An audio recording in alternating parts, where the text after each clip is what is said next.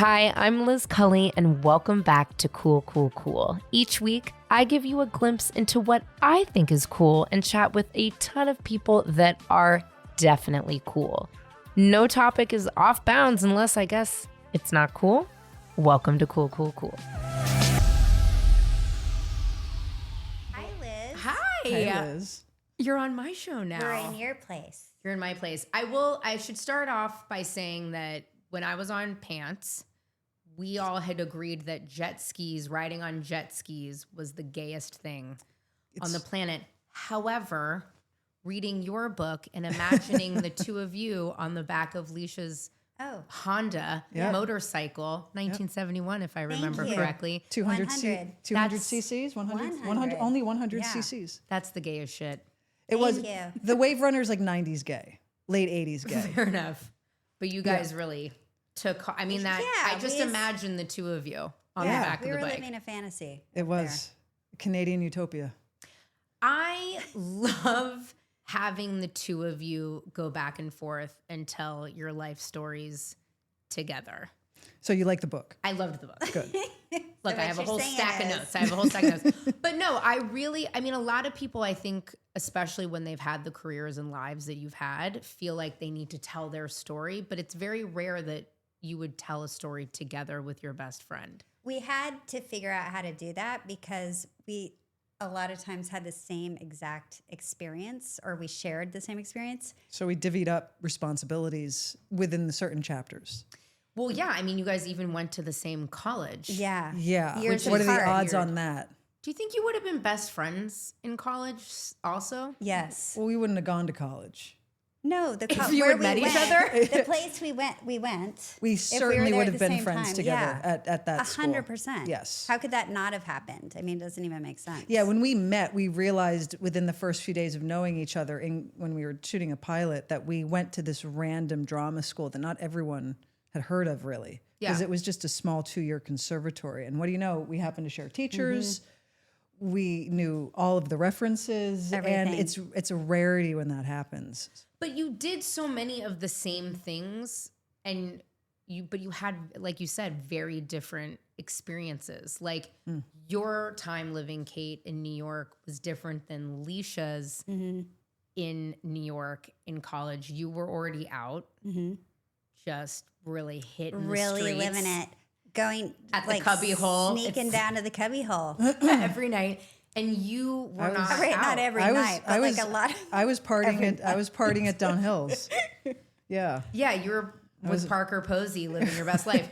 But you weren't really like you had all these parallel lives. Yeah. But you were still incredibly different, like the way you experienced those things. Very much so. When I was going to Don Hills, it was Squeeze Box. Well, the Squeeze Box was on Fridays. I went to Beaver Night, which was Thursdays. Okay, see that? But like also 6 years apart, maybe? I think. Yes, I believe it was 6. I think I just left New York when Leisha Kate doesn't got like there. when we do math on that regard because the time she was in New York, if you knew what grade I was in, there were times where you're like, okay, enough. I got there in 1989. Okay. And I was in like 7th grade. Right. So that's 6th where grade. it feels weird. Yeah. Yeah, that's a chasm. Mm-hmm. Yeah. So But New York in 1989 I know. That's a and trip. being out must have been so wild. It was incredible. Like I would wish nothing else than like that experience that I had. Like I feel grateful. Yeah, It I was bet. gritty and dirty and graffiti and artists, and we were all broke, but you could afford to live in Manhattan. We all lived in the Village. It was just like could afford the something you would Village. read about, and I'm like, I got to live it. Yeah, it's like when people ask me about San Francisco and I say, like, I just feel fortunate to have grown up in San Francisco when I did because it doesn't exist Today. anymore. Right. You know what I mean? Well, everything is just more gentrified than it was. Yeah, it's real blah, blah, blah, Yeah, a little AI, bit. AI. you know what I mean? Yeah. It's like very no true. one's calling a night the Beaver. What is it? The Beaver Hive? Beave her night. Yeah, nobody's doing that fun No, stuff but anymore. Don Hills sadly is long gone. That place. Oh Yeah. yeah. No, all of the iconic spots are gone. I loved the beginning of the book because you guys talk about, growing up in Nebraska, growing up in Philadelphia. You had very different lives and upbringings. And your high school time was also very, very different. Yeah. You know, you came out really early. You came out much later, which we'll get to, Kate, because if you came out that much later, then we'll wait in this podcast to also have it come out later. But you also say that you based your characters in the L Word on your adolescence, which I thought was interesting. I just pulled a lot from all the things I felt as a young, like, gay kid. I had to, because that's what I know. Like, you always pull from something you know. And it's like, I just felt when Alice was in these situations, I recognized them somehow. Sure. Like the nerves, the insecurity, like, and I was like, oh, I know this person. Yeah. I just pulled the references that I grew up watching, because that was such a pivot from what we usually saw on television. Sure. So I was just trying to understand how to approach it. Yeah. And I was a movie nerd. Right. My whole life. So I watched a lot of films that maybe people my age didn't normally watch. So I had these random references that sort of just pinged in my brain, and I just got inspired from them and went with it. Do you think people would be, when they read the book, are going to be surprised how long it took you to come out? I don't think it took that long. How old It's not were like you? I came out at 45. No. But you were also... It's not like I have 4 kids and an ex-husband, you know. Fair enough. I don't think it took that. No. I don't think that's terribly surprising. But what do you mean by that? I just mean that, like, it's, you know, you talk about your time in New York when you were modeling, you like audition, which is crazy. I won't give too many spoiler alerts, but you auditioned for a couple of even another very iconic queer film. Yeah, remember? Just, I'm pretty fresh. That's good. You just finished the book. Remember? But, you know, and you weren't out at that time. Like, were you totally out when you joined L Word? No, I wouldn't even know what out meant. Right. I wouldn't have those words weren't in my... I guess that's what's surprising is, like, you join this queer show. Leisha's just already been a rock star, out and loud and proud. You were not, but you took on this pretty, like, iconic character that was very, very out. You know what I mean? I think that's what I guess I found a little bit surprising. I got to chalk it up to fate. I'm sure at some point back then I recognized the irony of the situation, but I didn't. I think I also was the youngest in the cast. Oh, you were? Yes, I was 23 or 24 when I got that, when we were shooting the pilot. I was the baby. So everyone else, you know, had lived a little bit more than me. Sure. And I didn't have the chance, like some people, where they got to explore themselves, discover themselves in the privacy of their lives. I happened to discover myself and get to know myself in this circumstance. So I handled it the best I could in the circumstances that I was in, and just trying to, I suppose, just own my own narrative and not just giving it away to someone else for them to do it. Yeah. Which is hard to do. It was hard because it was different back then. It was coming out and being gay. It looked different. Yeah. It was an event. It was like you came out and it was an event. You had like a career killer. I didn't even see it as a career killer. I knew that was that's what immediately followed. But just the act itself of coming out just felt so, you know, like an event, like a moment. And I didn't want a moment. I just wanted to be. And I didn't have those words to articulate that. And so that's what I think I probably was battling the most with. And then we all sort of surrounded you and supported Kate in her private life, and she was very much... Well, they just let me grow up. Yeah. Like I was the baby. Yeah. I mean, and you were... The nice part, and you talk about it, is you guys you call it gay camp. Like you could escape LA and go to Vancouver and be on the back of Leisha's bike and like cha-cha-cha-chow and like live your dreams. And you know what I mean? It sounds like such a lovely place, though, to be surrounded by this new, you know, consortium of friends and allies, like to let yourself grow up. Yeah, Canada, our time in Canada is like, you know, eating cake on your birthday. The calories don't count. Like we just had so much fun every single day. And I don't think we took it for granted. Maybe we did. Never. But it was just like, just let it, like nothing matters. Let's just have fun. And we were also able to, like, the attention around the show started happening, but we were like safe up there. Yeah. It wasn't, you know what I mean? So But it's not like paparazzi, like we talked about this before, but it's not that we were weren't being ever chased down the street. Yeah, this wasn't, whoever was popular at that time who was being chased by paparazzi, that was not us. Well, it was like the era of like Paris Hilton, and it was sort of reality star paparazzi back then. Yeah. What a time. Big Kiss. I mean, really though. Laguna Beach, MTV, The Hills, that whole thing. Oh, it was The Hills. We used to watch that. Yeah, we got it. Did you? Oh, yeah. Like in your trailer, watch The Hills? Everything. Yeah. We got it. Yeah. That's DVD so sets. funny. Why do you think the show was originally called Earthlings? Good question. I feel like we know. I feel like we know so the answer. weird. I think answer it then. Go for it. Give it a shot. I'm going off script here.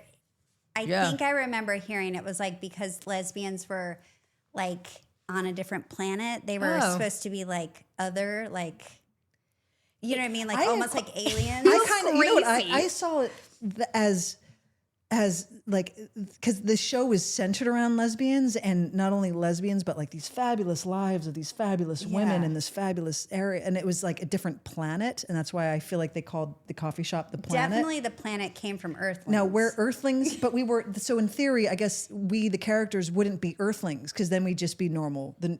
Right. Wouldn't we have been on a different planet? We'd be on a different planet. So they didn't think it through, apparently. I don't know. But like, it wasn't a life I had ever seen. These characters were not people I knew. no. Yeah. Like this sort of alternate universe of this fabulous, chic, like incredibly like well-off group of women. I was like, you know how people are like, I want to be friends with them. So did I. I was like, where are they? Like, I literally thought that was, will never forget watching it in San Francisco, like as I was coming out, contemplating moving to LA, watching like old episodes. Cause I was living in New York when it first came out, and I was like broke and didn't have a TV and obviously running Like, that's not around. my life. But I was watching it and I'm like, wait, this is sick. Like everybody has a bungalow and I could just like rent a back house and casually fuck like people's friends in pool. Like, right. And do you we'll know what get I mean? over it eventually. Yeah. And like someone will wife me up. It'll be great. That was not what happened when I moved to West Hollywood. I still haven't met these people. That's what's funny. I've lived here for over 20 years. I haven't come across a single one. But I think the fate of the show was like pre-written somewhere, because so much of the legwork had been done for us already, because Sex and the City was not only going off the air, so it was a really timely moment for us to then not take its place, but to fill some space in that. But it also proved the theory that there is an attention span and a hunger for female-driven storytelling. Yeah. Well, and so we took that concept and then we just tweaked it a little bit and made it, and so it was. I know that one of the goals, like the whole time, was this aspirational idea of lesbians, right? So it was like what you would want to be if you were gay. Like, because we had never been on TV before, so it's like let's really just glam it up and show it like in all its glory, you know. And so that's why for me it was a weird thing to be gay and then playing this version of gay that I had never witnessed before. So it was like, are we this? We can dress like this? We have this much money? It was, and all the problems just go away. Right. Yeah, the problem is like all my friends were broke, and like we had needed. like oversized jeans and like old t-shirts, and we were like hanging out at grungy bars, and like that's what I was like. That's and we all hid away in these little gay bars. These characters didn't work, and we all wore designer clothing and never repeated an outfit, and just had all the time in the world to we worked, drink coffee. We barely worked. Well, we you cut a couple people's hair. I cut some hair. Leisha did I was a journalist. I was a lot of things. You did a few things. Everyone dabbled in the work department, but let's face it. I think we had high, like, paying jobs. You just never saw us do them that much. Okay. Yeah, it's true. I was like, wow, this is really. It was it's the life I deserve to live. It was if we're being honest. It was like pre-2008 recession, so we had a different approach to it. Yeah. Yeah. It is true though. I thought, that's it. Like, that's what it's going to be. Mm-hmm. And then I came down here, and the first lesbian party I went to was called Finger Bang. What? At Foo Bar. Never went there. Yeah, you shouldn't. What year did you move to LA? 2010. Oh, you're just sort of a baby here then, a little bit. 15 years? No. Kind of, sort of. Keep talking dirty to me and tell me I'm a baby because I don't feel it. Have you gone out recently? No, I don't leave my house. But I thought you maybe moved like more in the aughts, not. No. Because I was like in New York and San Francisco where the gay experience, especially the lesbian experience you're describing, was what I saw. And my bougie ass was like, oh, I need to go to where those girls, like, ooh, are you wearing like yet another Mewy? Yes, that's it. That's where I want to go. Right. And then I was sorely disappointed when I moved in with a girl that had been kicked off American Idol for doing meth. No. And worked about 15 jobs and took the bus. I took the bus here in Los Angeles. Well, I'm sorry. The show, to our defense, the show was over by then, so there was no more affluence. Yeah, it was fine. But we were feeding the minds of. I don't know. We'd been off the air for a few years at that point. Maybe by then it was my fault. It still lives. It was out my there. fault. Yeah. Sorry, what were you going to ask? No, I was just going to say it was my fault. Okay. No.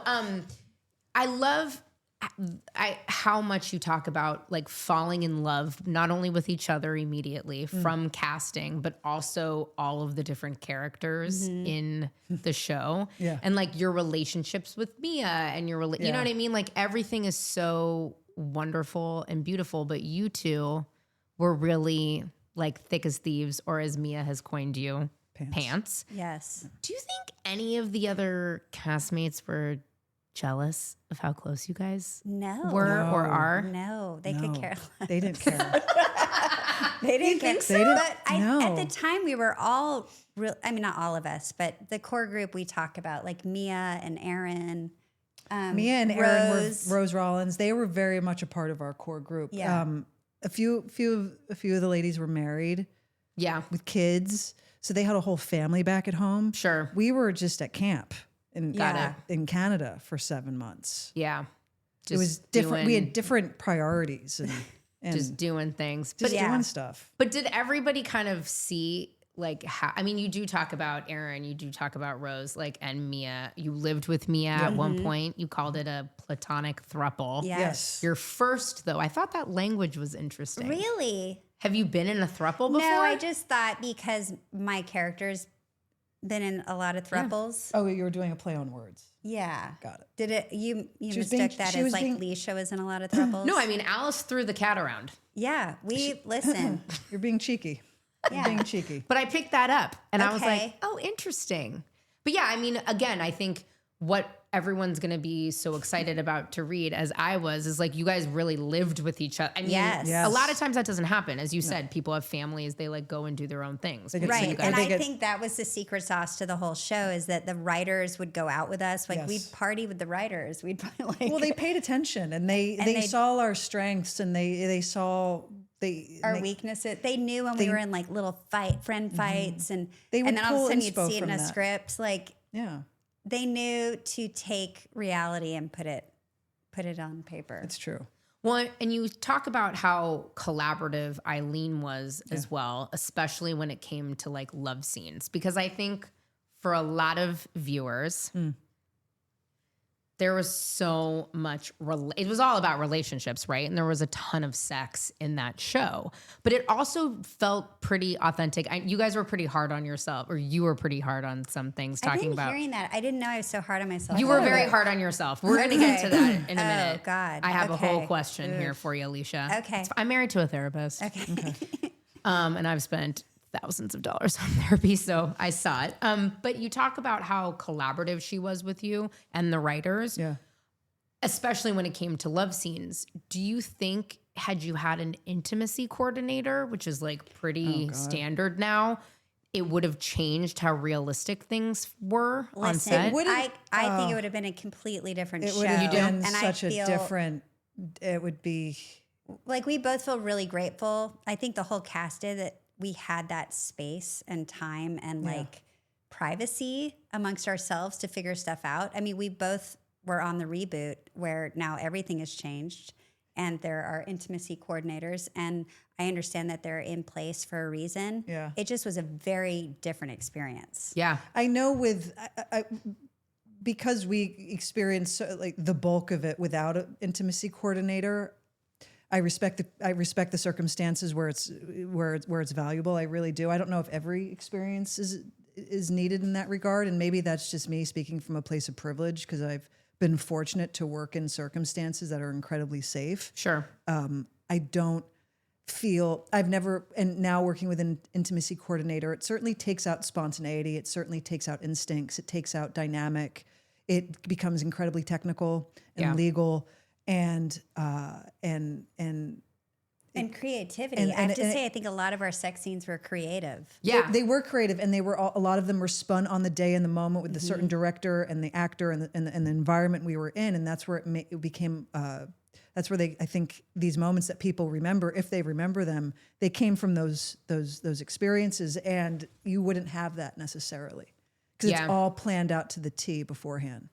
That's what I thought. I thought about that. I'm like, I would feel like a lot of that energy, especially since you guys are together so much, there's like you can't can that. You can't put that in a bottle, that energy. And if you start to get so technical, like it's literally a choreographed dance and somebody messes up what you would practice, you know what I mean? All that kind of stuff. But I think it can work. Like I had a threesome in the reboot, and I feel proud of that one. And we all, we worked with Steph Green was our director, and we met before, Sepida and Stephanie, like we all planned it out, and it felt like a little old school. It was actually the first time on that show I was like, oh, this feels like it used to feel. Oh, nice. But then you hit those moments where, okay, then everyone has to like talk about that. And that's great, but it sort of, to me, it made me more self-conscious. Yeah. Yeah, it does. You feel sort of like a parent in there, or like there's someone kind of waiting for you to make sure that like you're hitting all the moments. Yeah. And maybe that's not what they're doing, but it feels like that. And I come from a place of you're in a scene and you have two actors in it, and the actors are going to figure it out. Yeah. With the director. I agree. I feel like, especially in a show based on female sexuality and relationships, that kind of having somebody watching, telling you what to do could be distracting. Yeah. And sometimes you're like, oh, I want to try something different on this take. And sometimes that last minute idea that you have is actually the one that lands. You can't. But now you can't do that. Now, because now you got to call the lawyer, and the lawyer, it's a thing. But it's not bad. It's just different. It's different. You take a lot of responsibility for a lot in the book. Don't get scared. It's okay. But you address a lot of the criticism. Everybody's going to critique shows, right? Like, especially when they're iconic and they're a part of their lives and pop culture. And it's the first one, yeah. Exactly. And you address a lot of the criticism, one being that said sex scenes were done through the male gaze in the first series. I also love your response, which is like, women also have a gaze as well. Listen, I mean, that's what I couldn't wait to talk about. But that was the misconception up until current time, people were like, oh, but the original was the male gaze. No, it wasn't.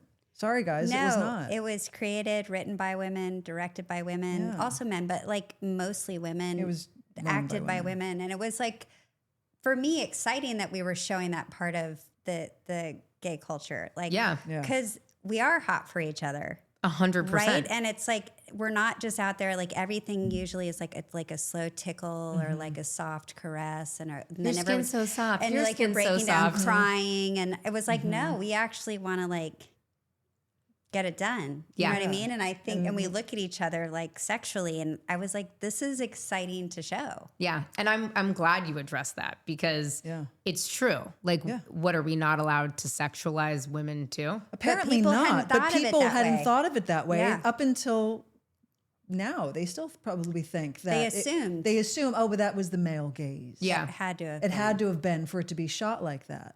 Which is when really it was you or me or somebody else in the cast with Rose Trochet or Lisa Cholodenko or Angela Robinson. I was going to say, you had like iconic. We had amazing directors who, also got the memo and wanted to tell the same story.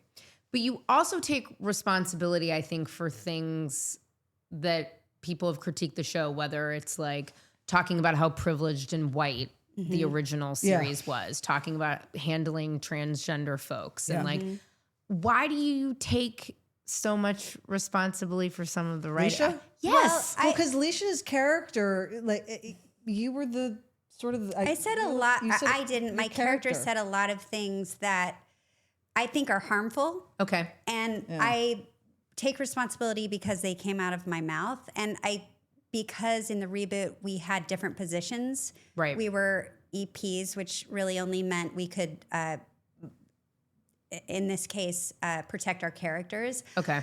At that point, I could say I didn't want to do something. Like there was a storyline that came up between Alice and Sophie that I wasn't comfortable with, that they were pitching me, having to do with race. And I said, I'm absolutely not going to do that. This character would never do that. I'm not going to be a part of being a part of I'm not going to do it. Sure. And so I had the role and the power to say that at the time.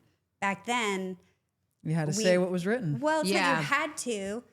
Well, in that case, you did. I think we were naive at that time to just think we had to, right?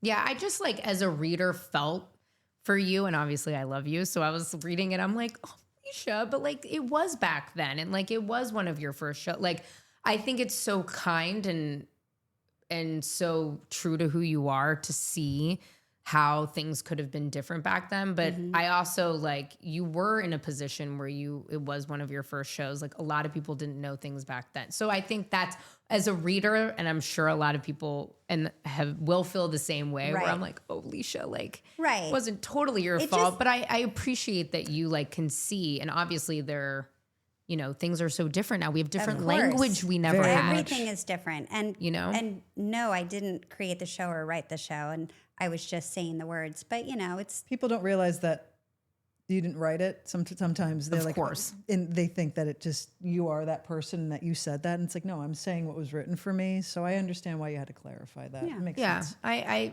do. I just was like, oh, I mean, people probably yelled at you as Shane for breaking Carmen or what? Or which one? Which one? Was that so weird? Were you like, dude, what is wrong with you? Like, I guess you referenced Mia. Somebody had come up to her and said something crazy in a bar, and you're like, I'm just an actor. Like, you want me to die and my character dies and then I don't make any money.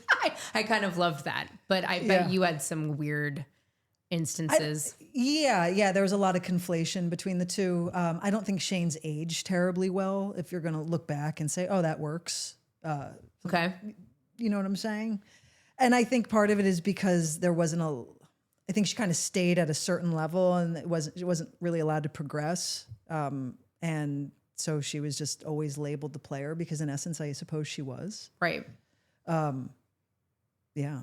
Did I answer your question? Yeah, you did. And it's so funny because that's so different to who you are. Was that strange to have people not be able to see the difference sometimes where you're like, I'm not a player, but I crush a lot? I think anytime there's an expectation put on you that's not based in any bit of reality. I watched all that happen in real life. Was it weird to watch it happen to Kate? Probably answer it better than me. Well, no, like I would, if Kate was like, maybe you'd go on a date or a couple of times with the same girl, I would see sort of the expectation turn into like immense disappointment. Well, not disappointment's mean, no, but just sort of like, oh, like this is not what I thought. Yeah, like, I want to stay home and watch TV. Let's watch a movie. Yeah, you're like, and then after a while, I would it's almost like I'd be like, no, she likes to watch TV on the couch. Like you're not going to be going out to a fabulous, Yeah, we're not like a runway show and like, I'm not going to do your hair and we're going to like, have sex up against. Like I just want to, let's just like go out to dinner and like watch a movie. Like what's wrong with that? There's nothing wrong with that. Which is funny to watch. I mean, you guys had a lot of really fun shenanigans and times at gay camp. Yeah. Do you think Holland Taylor stole one of those Xerox copies of you guys in your butt? I hope so. And if she has it, I'd love to have it because then we could maybe do something with it. That would be great. I would frame it if she had it. I love that. I think Colin probably thought we were insane. Sure. You had a lot of really good cameos on that show. We had amazing people roll in. Are you kidding? I mean, what was it like to slap Sybil Shepherd's butt or spank? I mean, working with Sybil Shepherd was crazy exciting for me. Like back then, like these icons, when they were coming on the show, our jaws would drop. We're like, and then we got to like play with them, and it was so much fun. Yeah, I couldn't believe slapping like came out of me out of nowhere. It wasn't in the script, and that's when she was like, Oh, yes. Thank God for no intimacy coordinator because you wouldn't have been able to do that. Exactly. I couldn't believe I got to like have a relationship or an affair with Rosanna Arquette. Yeah. For like, a long time. For a long time. I was like, I grew up watching you. You're amazing. Exactly. Yeah. You're amazing. She seemed to learn a lot about lesbian culture She from sure that did. show. She's great. But she was like gung-ho. She's like, let's go for it. Yeah, I mean, it just, those are the moments in the book that are so fun to read because you're like, I want to be, holed up in a hotel, like business center with the cast of the L Word, like sitting on top of a Xerox machine, waiting for my time to film. Do you know what I mean? Yeah. Like that sounds fun. I have to say those were the like best parts. Yeah, I This feel like cast holding. That's where it always went Yeah, down. I feel like whatever happened on camera, that's only like 5% of the fun and the chaos that probably happened off camera with all of us. Definitely. I can imagine. I was surprised, Leisha, that you said that the L Word helped you realize that you were a sexual woman, given that you were a rock star. You had dated lots of interesting, fun people at that point. Yeah. And then you ended up having buku sex in the reboot. Right. Yeah. I think it was, what I mean is it was an interesting time to sort of, like I said, see what it could be like to be gay instead of my own like wall or like limited small idea of what it was like to be gay. It really opened up my eyes sexually, physically. I don't know. It was like eye-opening for me, just like an audience member. Yeah, Leisha It was went happening from, internally. Like, short, like croppy hair. I remember suddenly that. you have like long hair and you're wearing dresses. And, Yeah. And Miu Miu was like your go-to designer, and Yeah. you started to appreciate purses. Yeah, but even like you were asking me sexually, it kind of like blew my mind. And I was like, let's go. Let's I didn't know this was a world I was, that was waiting for me. Yeah, it was there for you. We saw it. Yeah. I remember watching, I guess it was maybe the pilot of the reboot and you were or maybe the second episode or something where you have that major sex scene. It was pretty early on and I was like. That was the threesome. Yeah. Wasn't Which it the one? threesome? I'm assuming. Yeah, I think it was the threesome. yeah. I feel like that was like the only good shit. love scene in the reboot. So yeah, it must be that. Potentially, yeah, that was the most memorable for me. Yeah, for sure. That one, and I was like, Right. okay, Alice, go off, queen. Go, Alice. Yeah. How do you feel about the fact that the chart wasn't like yours originally, Alice's originally? What do you mean? It was Kit. It was Kit. Kit's storyline. Oh, it was Kit's. Kit had it tattooed. So On her back. in the pilot, Kit was not Bet's sister. Kit was a lesbian we all knew from the scene. She was, I think, hung around the planet. I think Kit played by Pam Grier. Yeah, Kit was always played by Pam Grier, but she was a performance artist. Mm-hmm. Yeah, it was, And so the chart was initially constructed to be a tattoo on Kit's back that would constantly be added to. And I think the idea was to always add a new name at the end of every episode. Would have to never prove worked. that the chart, could you imagine? So in the pilot, I remember Pam is covered in tattoos and she's got a captain's hat on. It's like a deranged Popeye, and we had when we reshot the pilot, that was one of the things first to go, and that's where Kit turned into Bet's sister. I would also just like to say that anyone who thought that this show was written with the male gaze, having someone have the chart tattooed on their back and adding a name every episode is the gayest. Yeah, no guy could come up with that. No guy would ever come up with that. But the fun thing about your book, and maybe it's just me, and again, I haven't been here very long, and I'm not a famous only since person. 2010. That's really not long in LA terms. But reading your book, Yeah. I had some chart moments that we Really? will talk about Really? after this episode. Okay. Yes. And I Okay. was like, oh my God. Or they'd be sexual or not, just like people you know and da-da-da-da-da. And I was like, oh my God, this is so This fun. town isn't safe. You're always going to find a connection. That's especially in like a community as small as ours, like no one's safe. Was there anybody that wasn't a cameo on the show that ever was really bummed out? Like, because the community's so small? Like, I'm surprised. Wait, what? Wait, Let me ask that again. rephrase. Yeah. Sorry, this was not That's in my okay. approved questions. Okay, what is it? Now you're like, let's get to it. Like, Have you ever been asked why Ellen was never a guest on the show? Ellen No, I didn't ever seem interested in I our don't show. think she ever would have, but I think she had her own career. Yeah. It was like not. She didn't need need to come on the L Word. But it was fun to have like Sybil like there were those big cameos that came on that I felt like We had Snoop Dogg. Oh yeah, and Master P. And Yes. Master P. Although Master P Well, never in the made like parking a lot. he was off camera. Oh, he but was off camera. I really liked that moment. Yeah. As a hip hop head, I was like, that's Absolutely. hilarious. That's- Yeah. Exactly. That was for me. Yeah. But I just want, I think there was definitely like when Rosie came on the Yes. reboot, it was really fun because she was so iconic. Well, I think Yes. the reboot had a different. It had already been done. It was like, Yeah. oh, I want to come be on the L Word because I used to watch that. It had a different. I don't know. Expectation. Yeah. Originally, people who came on the show, it was. I'm not gonna say risky, but like It was risky though because it wasn't a proven hit, especially first season. right And it was playing risky, gay wasn't exactly. and sexual. You had to It wasn't like it wasn't like no one. It wasn't really considered a solid career move to play gay. That was the optics around it. Right. First season. This is before we had a reputation. Before anyone knew who we were, and the likes of Kelly Lynch and Pam Grier and Rosanna, like a number of Lolita Davidovich, a number of people. They were like, no, let's go do it. Yeah. Which feels great, especially to support Exactly. women as well, since it was so heavily above and below the line women. Yeah. Which never happened, regardless of it being a lesbian show. That like legitimately never happens does not. anyway. To have such a breakout show so early in your acting careers be this like cultural iconic lesbian first show, that's intense.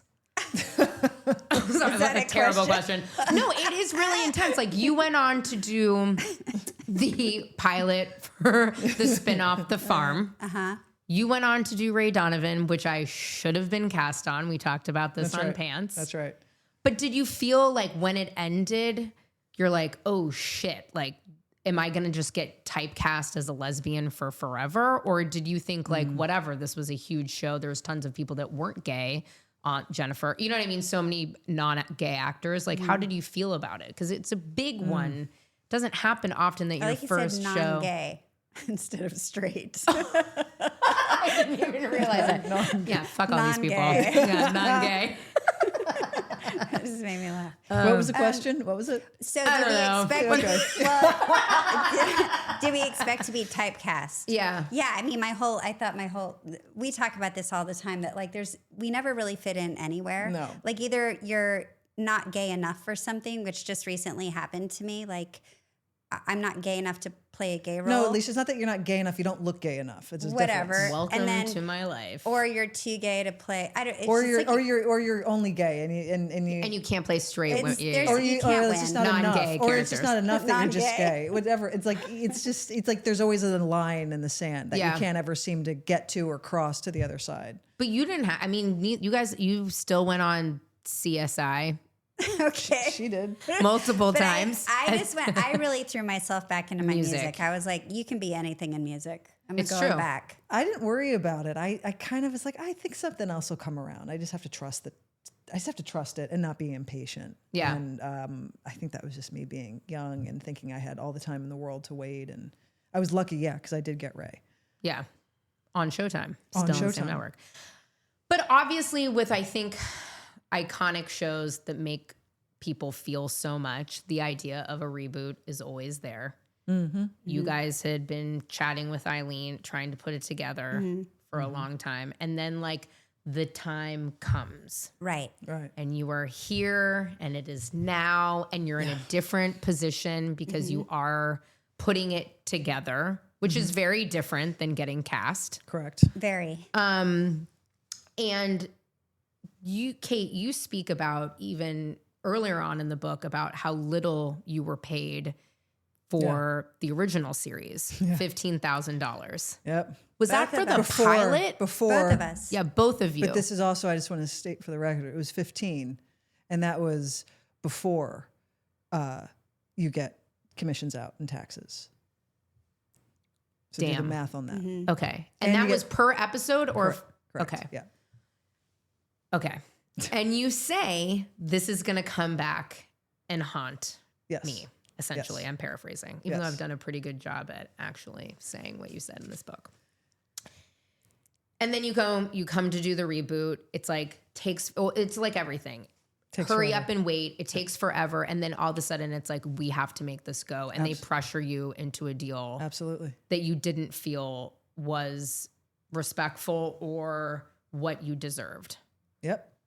What have you, and you talk about it in the book, which is incredibly important because a lot of people don't. And it happens to everyone in every single industry, especially to women. And I would also argue, especially to queer people. Yes, very much so. And I felt the same. So I really resonated with this. Mm-hmm. What have you learned or what did you learn from like all of this? Because it's hindsight is 2020, but like, what have you walked away like, and why did you have the courage to talk about it in the book? Oh, that's a good one. I had the courage to talk about it because I don't give a shit.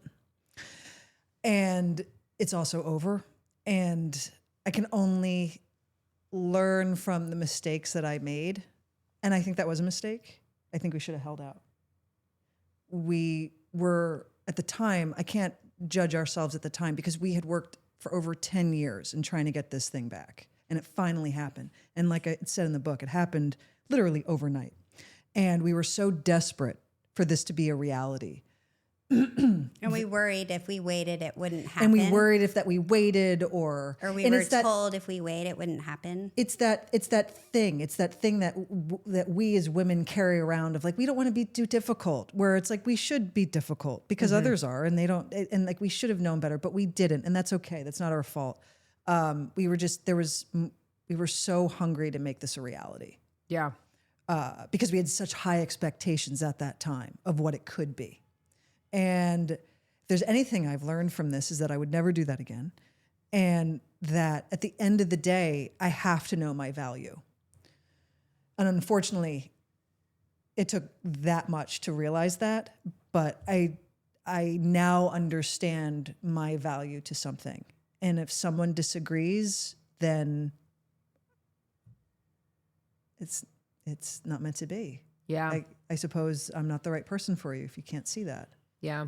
It's scary though when they're like, scary. It's going to go away. I mean, honestly, that just recently happened to me and you're like, you know, I mean, it's your livelihood. It's your passion. You've worked on it for 10 years. And if they're going to pull the rug, though, what was hard, we were lucky in the fact that the two of us had banded together. I was just going to say what I learned was Kate and I, this friendship really came into this business world and showed its value because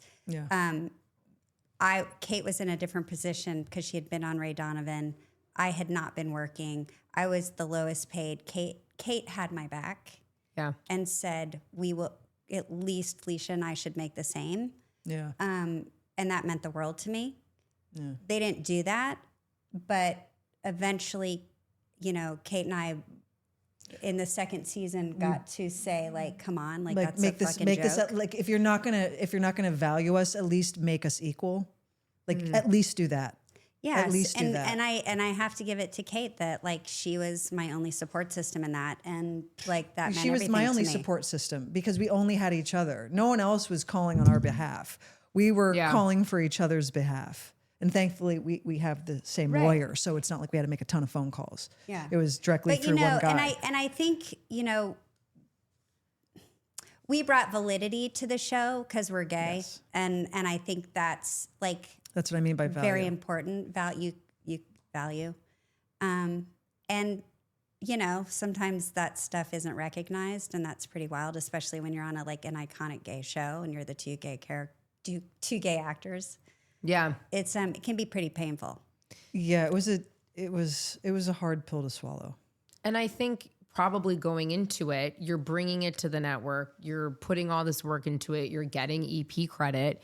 You probably also thought that you could have far more say into it. I kind of emotionally felt when you talk about not being able to see the mood boards or, you know, the final treatments from the writers or the showrunners that they were interviewing. And you're like, and we just weren't allowed in.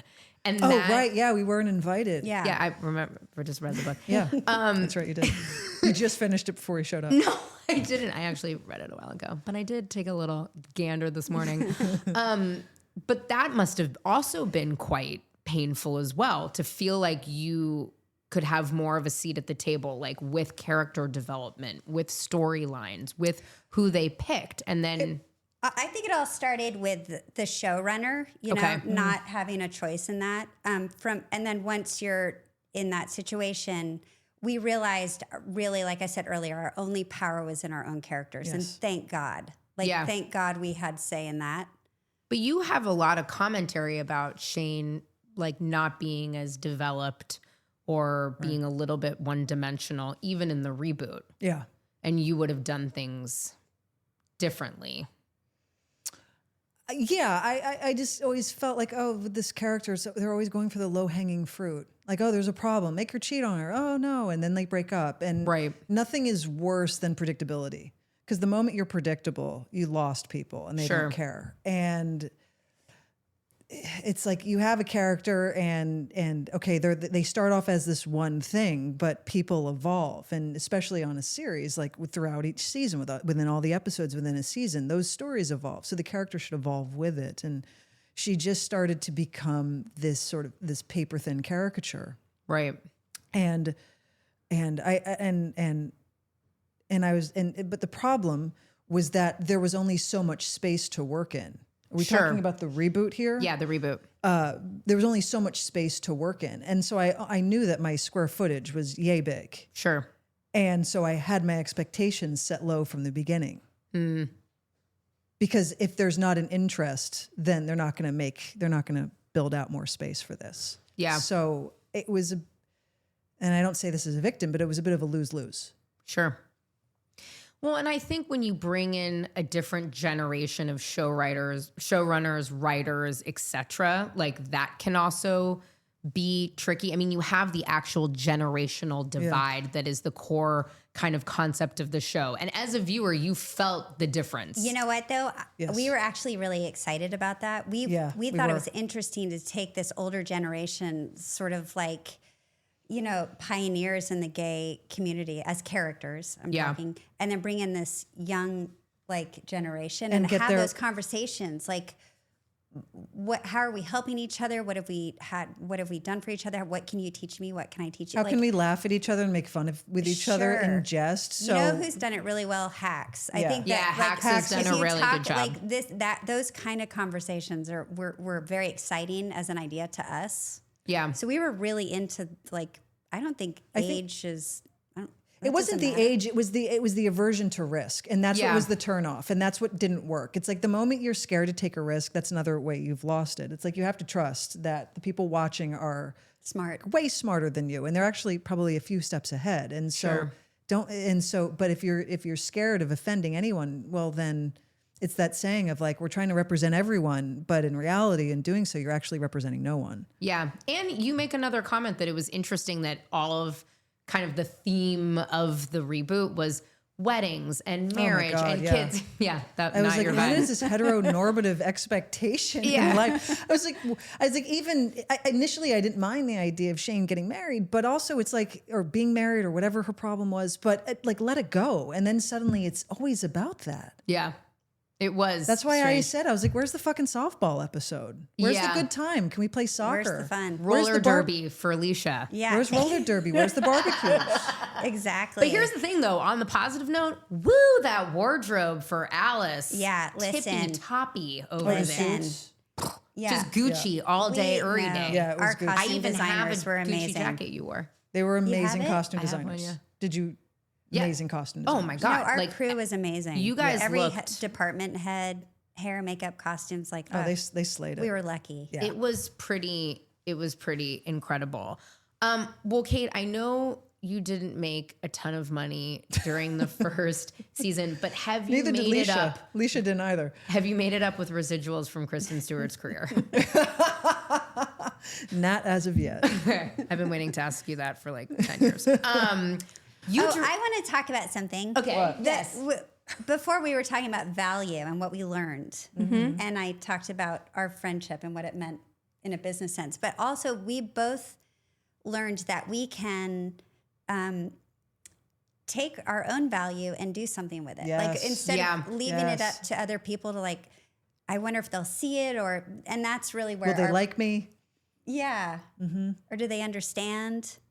And so that's a good point. Kate and I have really like bonded together and started a lot of really fun, exciting projects together. Yeah, I that think the world doesn't know about yet, but You're right. You're right. I think Leisha and I, we've had so much experience. We've made so many mistakes together. We think very similarly, and we've also been in the trenches together where we've seen things happen in an unfair advantage. We're like, let's take the reins on this for a minute. Which I really like. And I like that you jumped one of my questions, Leisha. Oh, but it wasn't a question, but I agree. Like, Yes. that's what's really come out of this. Like, Pants is beloved. I mean, like I said earlier, you guys could read my questions or the phone book and people would be very engaged. You know what I feel like? I feel like we're voices for our community. Yes. We understand who we are and where we came from. Yeah.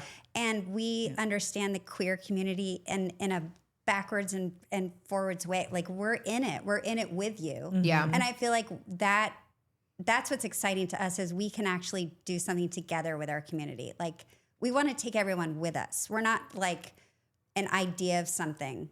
Sure. And we're not leaving you on the outside. We're like, come with us. Let's do this together because we know the value of who we are as a community together. Yeah. And you guys have, I mean, the other thing about being queer is really this idea of chosen family, but that's actually very real. And you talk obviously a lot about that with the cast, but with each other, it is a lovely love story, the book. Yeah. I really felt that way. It is. No, but I really did. And having you guys go back and forth and tell sometimes the same stories of how you met each other or different parallel things, like it is this love story, and having your back in business, that's massive. Like that really doesn't happen often ever. It doesn't even happen with fucking colleagues or, and so you guys really did turn this all around, created Pants. There's so much more, created the book. Yeah. You know what I mean? So I think we've just both been, excuse my language, but we've both really been fucked over in certain regards at different times. And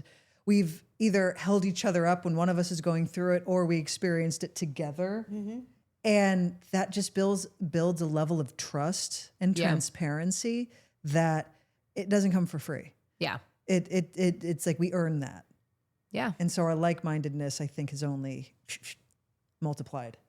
So I mean, they say don't work with your friends, but I can't dream of working with anyone else. I mean, along with your love story being so beautiful. Oh, I see the pivot. I mean, it was pretty clean, Liz. Go. It was a smooth turn. Thank you. Just easy. Yeah. You know? It's one-handed. You reconnecting with Kim, the big love of your 20s. Right. 20 years later is the most lesbian, gay, literal, like fantasy. It is. Fantasy. It really is fantasy. Literal fantasy.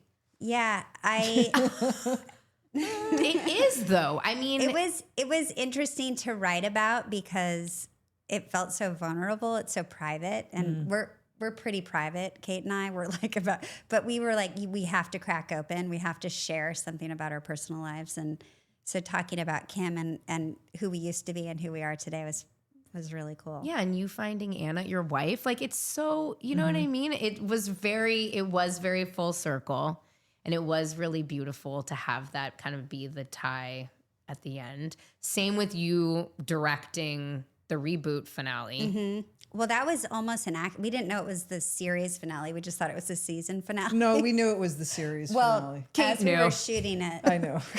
I predicted it. I predicted it episode 1. People were just getting fired at Showtime as we're shooting this last Isn't episode, Hollywood and we were super like, fun? This doesn't seem like it's going to end so well.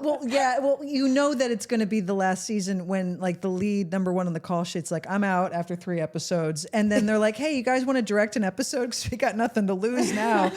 And so you get the finale. I get the one prior, and they're like fucking tossing up against the wall. I remember walking through gas holding like, call your agent. So we found out that like this network was completely transitioning. Like the old president's leaving, this new person's coming in, and it came up on Deadline while we were in between setups. And we're in this beautiful location for Bet and Tina's wedding, and everyone's dressed to the nines, and we're all like killing time. And Leisha's like, call your agents, call your agents. And she like ran into cast holding. She's like, get off the phone, call your agents. I love it. That's classic. But it must have been fun to direct though. I mean, fuck. Oh like if God. you're gonna do it, like might I as well had the be. time of my life. It was fun, yeah. I Do you loved it. want to do it again? I would do it in a second. I'd do it depending. Depending. Okay, I have a couple of fun questions and then I'll release you. Fun questions? Just a few. yeah, Okay. Like, what's up with the Goop discount? I don't have a Goop discount. That's unbelievable to me. Why? That's your cousin. Your yeah, first but she doesn't cousin. owe me anything. It's not owing. I just thought it would be like a fun, like, no. I wouldn't ask her for a discount. No, I know. Absolutely not. She's worked hard for that. I'll pay for like a normal price. person. You I definitely did get a vagina candle. Did it smell good? Yeah, it smelled like a I don't candle. remember. No, yeah, it I don't smelled good. remember what it smelled like. I always wanted one, but I couldn't get. I think they sold out. Yeah, I honestly I don't. I have to. It was a nice smelling candle. I mean, you definitely must have been asked about Gwyneth over I think it was good. You gave us fans just a touch of insight of like growing up. You know what I mean? Because you never know. Like it's not often that famous people are cousins. Right. So that was kind of interesting. I guess that wasn't really a fun question. We could probably. Okay, it's like, that was Well, a I'm really nerve-wracking shooting question. out. And then Leisha, when was the last time you built a little soapbox racer? Oh, listen, I haven't. My dad and I was good at soapbox. I was really good at that. I loved that. Yeah, I didn't build. We're building one right now. I think I was like 14 when. We're building one right now. What do you mean? I'm fucking with you. No, we're Oh. not. Oh, like I was like, are you? metaphorically? Yeah. Metaphorically. Yeah, you are I'm building a one right soapbox now. with We're Kate. building a soapbox right now. Well, I wouldn't be surprised because you two, just like with the helmets, it's just a good visual. Thank Did you. we add that picture into the book? No, we did not. There's a picture of Leisha and I on the motorcycle. Oh my There God, is? no. Yeah, there is. I need I that. don't have that. I need We'll to send see it that. To you. Yeah, it's a really cute picture. And then did you ever like deep dive, is it Shelley from high school? Who's Shelley? Yeah. In the book, Kate. Of Oh, course. Shelley, yes. Of course. Like, of please tell me course. that she's a part of an MLM and Rock- you found Of her on course I The rock, the the one that Yeah. went to Texas. Yes. She went and visited her at Yes, her. college. Oh, I was like, how did you know she was? She just finished the book before we got here. I forgot I put that in. I was like, how'd you find her? Oh my God.